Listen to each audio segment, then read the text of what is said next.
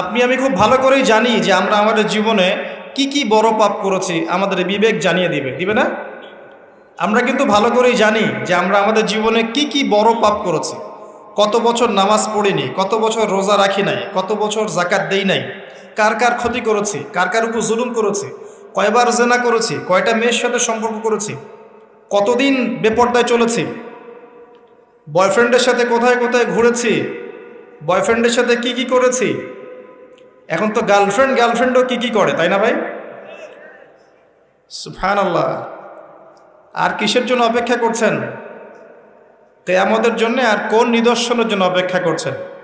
তবে এর পরে একটা সময় আসবে যখন মানুষ ছেলে ছেলে আর মেয়ে মেয়ে বিয়ে করবে। এই ধাপটা পার করে আরেকটা ধাপে যাবে, সেটা হচ্ছে মানুষ জন্তু জানোয়ারের সাথে জেনা করবে। বিশ্বাস করলেন না? অপেক্ষা করতে থাকেন।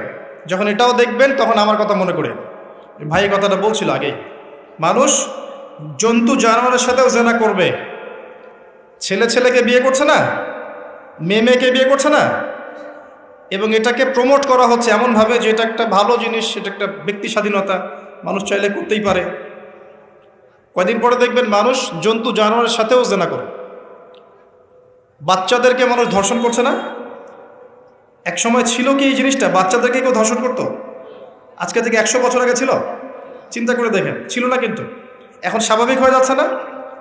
অনেক দেখবেন বাচ্চা এখন ধর্ষিত হচ্ছে।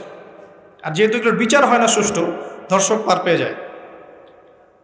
এগুলো কিন্তু এমনি এমনি হয়নি, আস্তে আস্তে এই সময়গুলো আসবে। যাই হোক, আমরা আমাদের ঈমান আমল হেফাজত করি, আমাদের পরিবারটাকে হেফাজত করি। আল্লাহ পাক তৌফিক দান করুন।